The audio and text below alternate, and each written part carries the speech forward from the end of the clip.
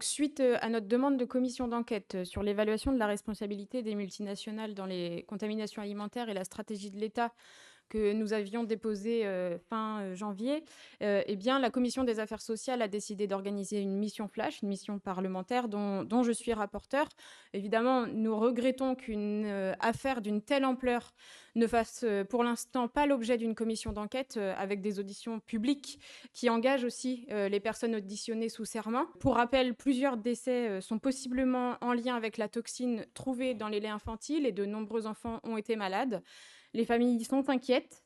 La représentation nationale se doit donc de faire toute la lumière sur le déroulement des événements et leur apporter des réponses. Cette mission flash commence aujourd'hui et nous allons devoir mettre en lumière et répondre aux inquiétudes qui sont légitimes et aux questions qui restent en suspens. Pourquoi les rappels ont eu lieu plusieurs jours après que les industriels aient été informés de la présence de la toxine? Pourquoi le personnel soignant n'a été informé que le 23 janvier alors que le risque était déjà connu depuis plusieurs semaines? Pourquoi la France n'a-t-elle pas procédé à des contrôles après l'alerte transmise par l'Italie dès le 12 décembre? Pourquoi les pouvoirs publics ont donné une fin de non-recevoir aux scientifiques qui demandent depuis des années un laboratoire national de référence pour justement analyser la présence de cette toxine?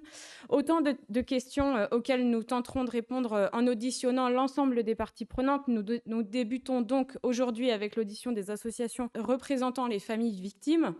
La multiplication des contaminations alimentaires doit nous alerter.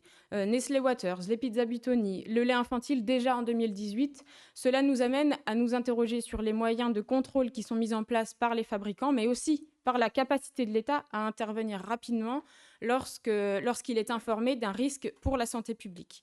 Les enquêtes qui ont été menées par Foodwatch ou par la cellule d'investigation de Radio France nous laissent malheureusement craindre une défaillance de sécurité alimentaire dans notre pays.